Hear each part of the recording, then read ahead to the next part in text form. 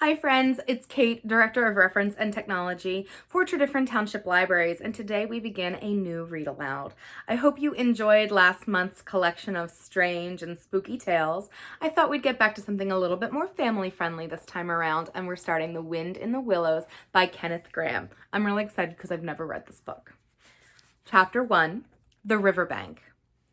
The mole had been working very hard all the morning, spring cleaning his little home. First with brooms, then with dusters, then on ladders and steps and chairs, with a brush and a pail of whitewash, till he had dust in his throat and his eyes, and splashes of whitewash all over his black fur, and an aching back and weary arms. Spring was moving in the air above and in the earth below and around him, penetrating even his dark and lowly little house with its spirit of divine discontent and longing. It was small wonder, then, that he suddenly flung down his brush on the floor and said, "Bother!" and "Oh, blow!" and also "Hang spring cleaning!" and bolted out of the house without even waiting to put on his coat. Something up above was calling him imperiously, and he made for the steep little tunnel which answered in his case to the gavelled carriage drive owned by animals whose residences are nearer to the sun and the air. So he scraped and scratched and scrabbled and scrooged, and then he scrooged again and scrabbled and scratched and scraped, working busily with his little paws and muttering to himself, up we go, till at last, pop! His snout came out into the sunlight, and he found himself rolling in the warm grass of a great meadow. "This is fine," he said to himself. "This is better than whitewashing." The sunshine struck hot on his fur, soft breezes caressed his heated brow, and after the seclusion of the cellarage he had lived in so long, the carol of happy birds fell on his dulled hearing almost like a shout. Jumping off all his 4 legs at once, in the joy of living and the delight of spring without its cleaning, he pursued his way across the meadow till he reached the hedge on the further side. "Hold up," said an elderly rabbit at the gap. "Sixpence for the privilege of passing by the private road." He was bowled over in an instant by the impatient and contemptuous mole, who trotted along the side of the hedge, chaffing the other rabbits as they peeped hurriedly from their holes to see what the row was about. Onion sauce," he remarked jeeringly, and was gone before they could think of a thoroughly satisfactory reply. Then they all started grumbling at each other. "How stupid you are! Why didn't you tell him? Well, why didn't you say? You might have reminded him," and so on, in the usual way. But, of course, it was then much too late, as is always the case. It all seemed too good to be true. Hither and thither, through the meadows he rambled busily, along the hedgerows, across the copses, finding everywhere birds building, flowers budding, leaves thrusting, everything happy and progressive and occupied. And instead of having an uneasy conscience pricking him and whispering, "Whitewash," he somehow could only feel how jolly it was to be the only idle dog among all these busy citizens. After all, the best part of a holiday is perhaps not so much to be resting yourself as to see all the other fellows busily working. He thought his happiness was complete when, as he meandered aimlessly along, suddenly he stood by the edge of a full-fed river. Never in his life had he seen a river before.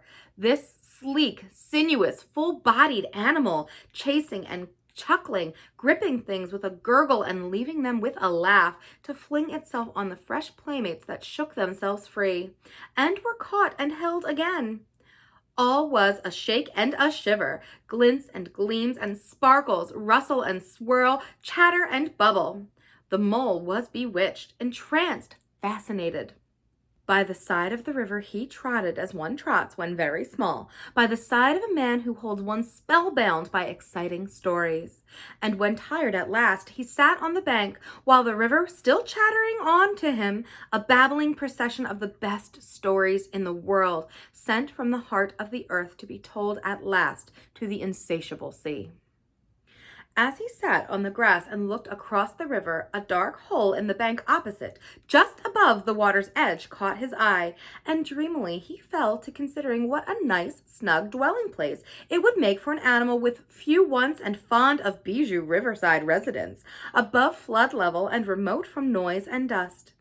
As he gazed, something bright and small seemed to twinkle down in the heart of it, vanished, then twinkled once more like a tiny star. But it could hardly be a star in such an unlikely situation, and it was too glittering and small for a glowworm. Then, as he looked, it winked at him, and so declared itself to be an eye, and a small face began gradually to grow up round it, like the frame round a picture.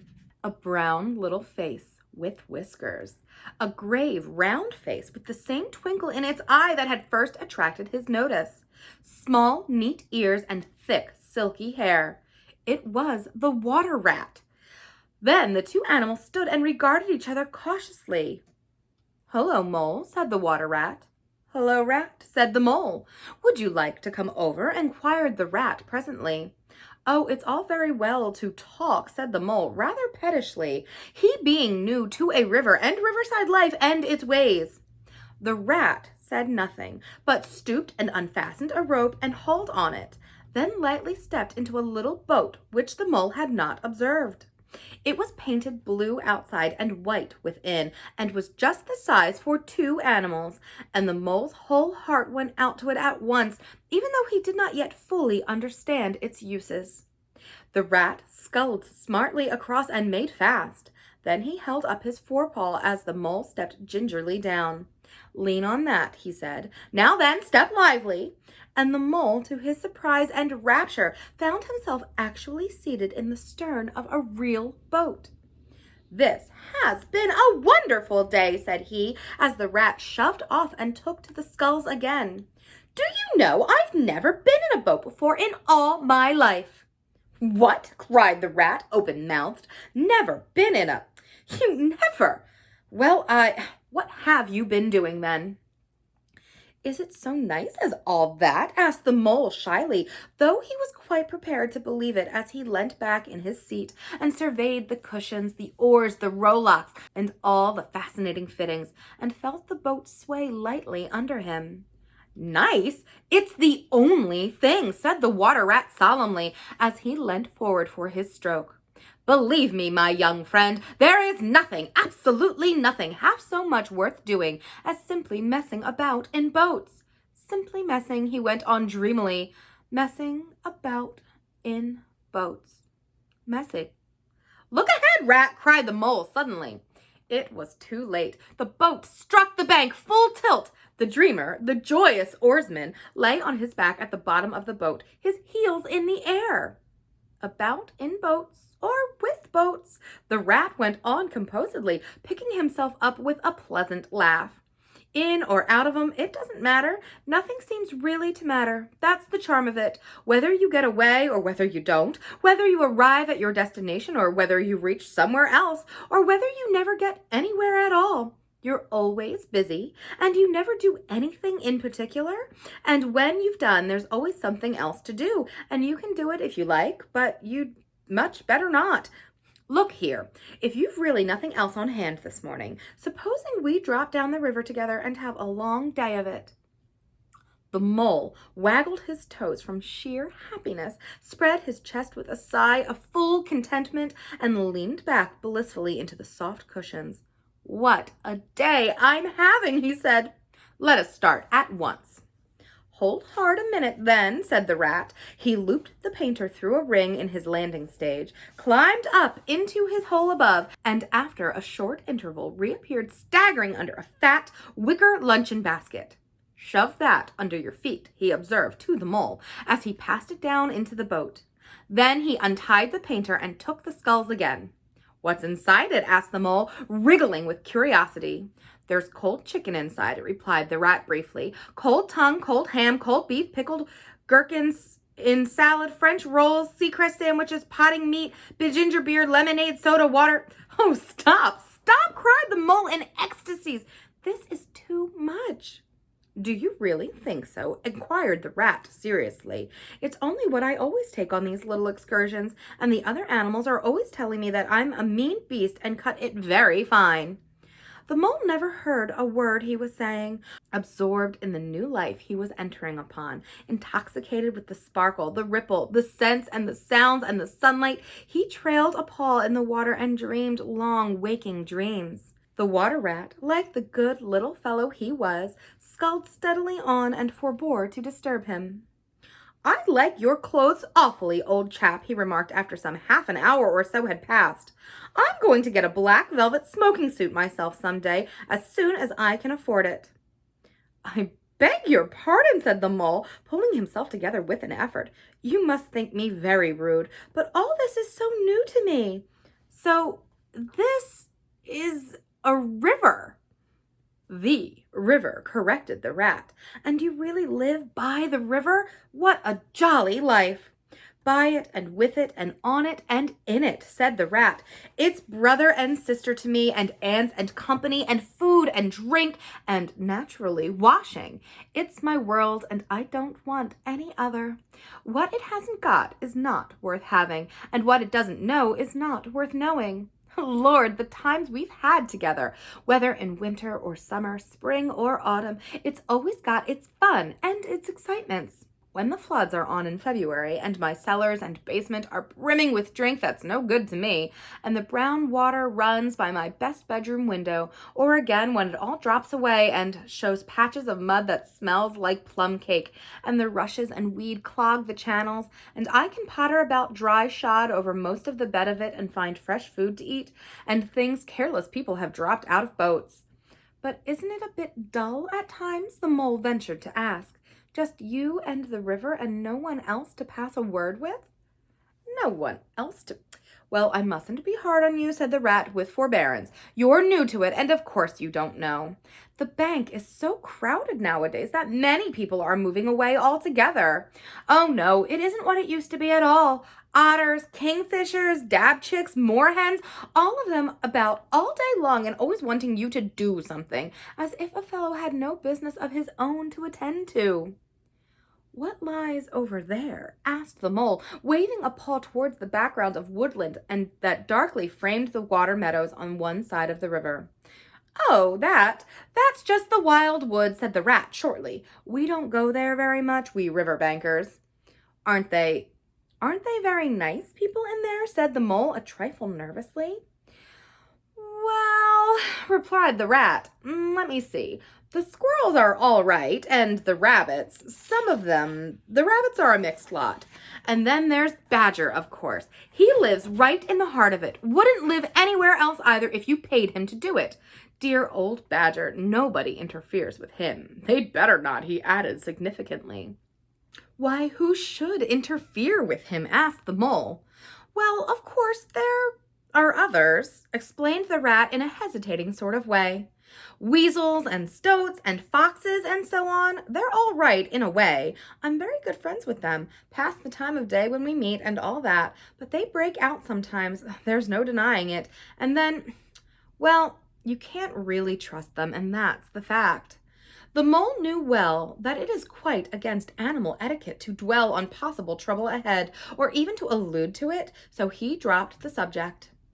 "And beyond the wild wood again," he asked, "where it's all blue and dim, and one sees what may be hills, or perhaps they mayn't, but something like the smoke of towns, or is that only a cloud drift?"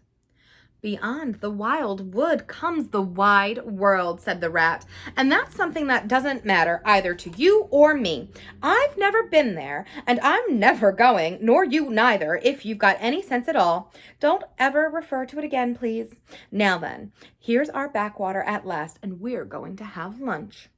Leaving the main stream, they now passed into what seemed at first sight like a little landlocked lake. Green turf sloped down to either edge. Brown, snaky tree roots gleamed below the surface of the quiet water, while ahead of them the silvery shoulder and foamy tumble of a weir, arm in arm with a restless, dripping mill wheel that held up in its gray-gabled mill house, filled the air with a soothing murmur of sound, dull and smothery, yet with little clear voices speaking up cheerfully out of it at intervals. It was so very beautiful that the mole could only hold up both forepaws and gasp, "Oh my, oh my, oh my!" The rat brought the boat alongside the bank, made her fast, helped the still awkward mole safely ashore, and swung out the luncheon basket. The mole begged as a favor to be allowed to unpack it all by himself, and the rat was very pleased to indulge him and to sprawl at full length on the grass and rest, while his excited friend shook out the tablecloth and spread it, took out all the mysterious packets one by one, and arranged their contents in due order, still gasping, oh my, at each fresh revelation.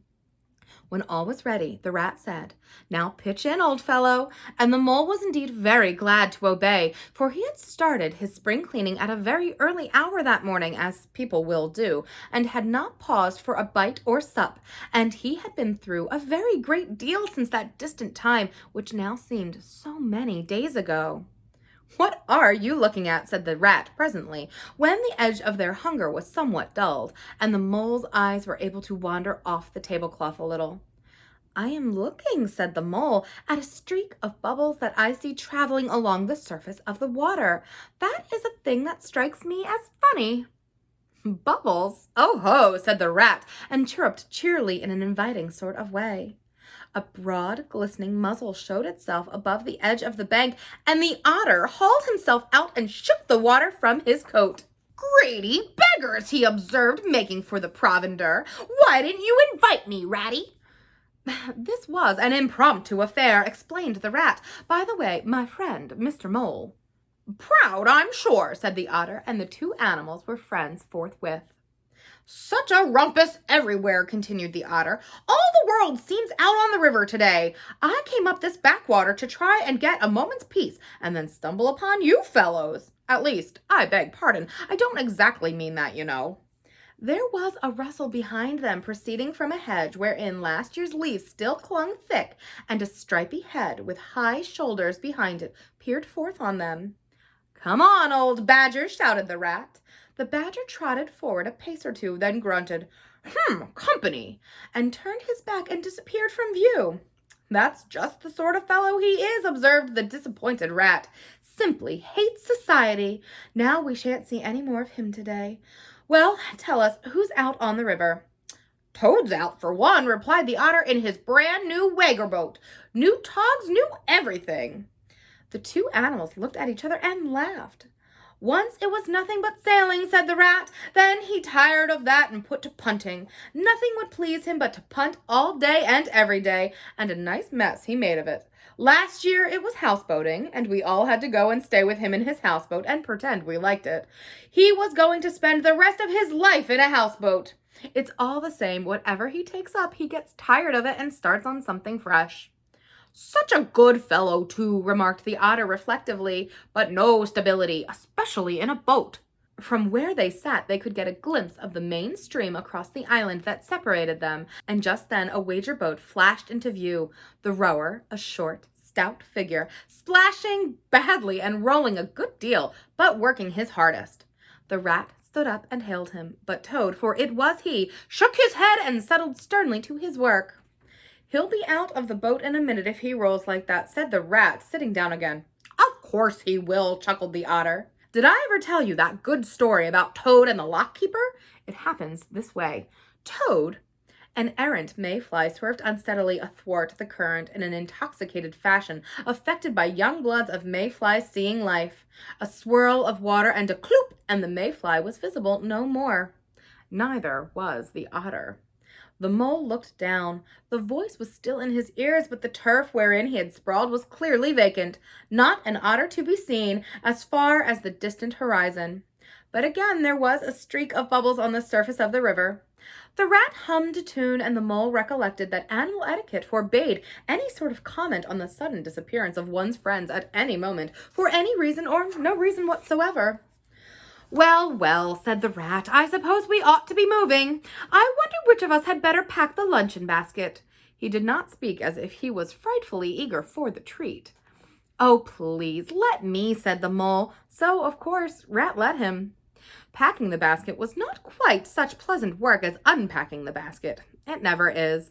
But the mole was bent on enjoying everything, and although just when he had got the basket packed and strapped up tightly, he saw a plate staring up at him from the grass, and when the job had been done again, the rat pointed out a fork which anybody ought to have seen, and last of all, behold, the mustard pot, which he had been sitting on without knowing it. Still, somehow, the thing got finished at last without much loss of temper.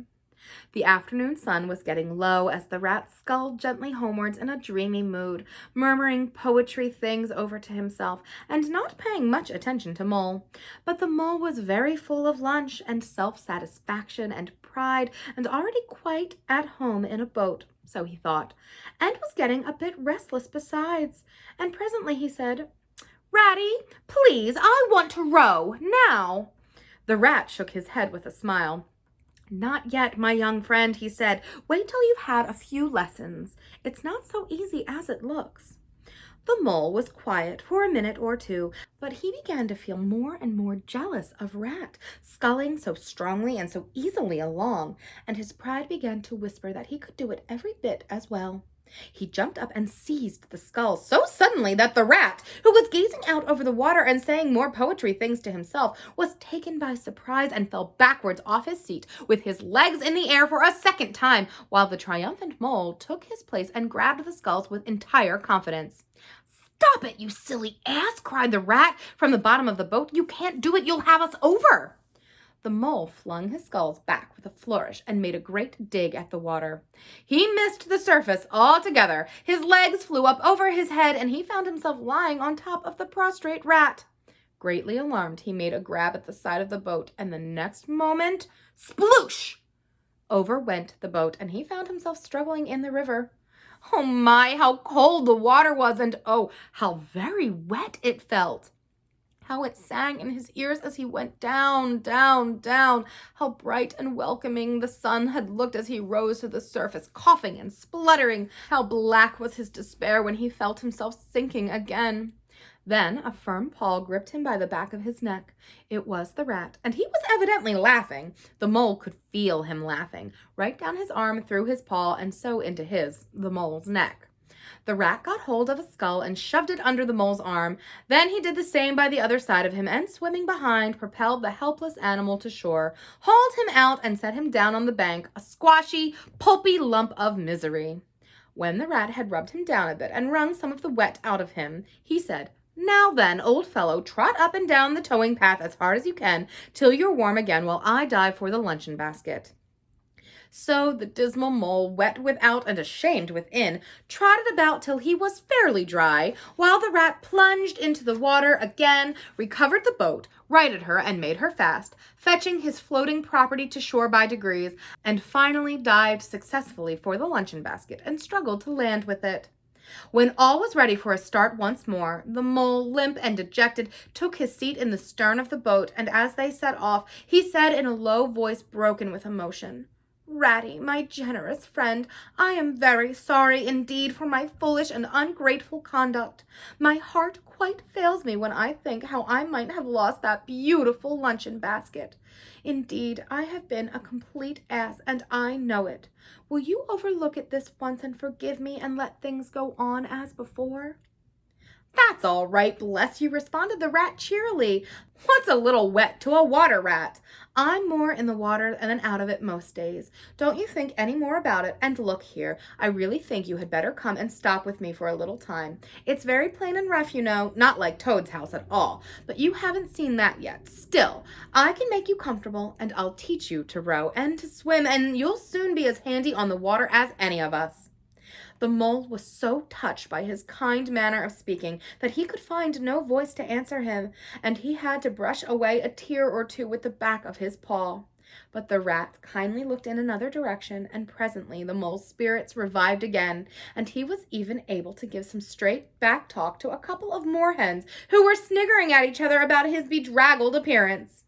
When they got home, the rat made a bright fire in the parlor and planted the Mole in an armchair in front of it, having fetched down a dressing gown and slippers for him, and told him river stories till supper time.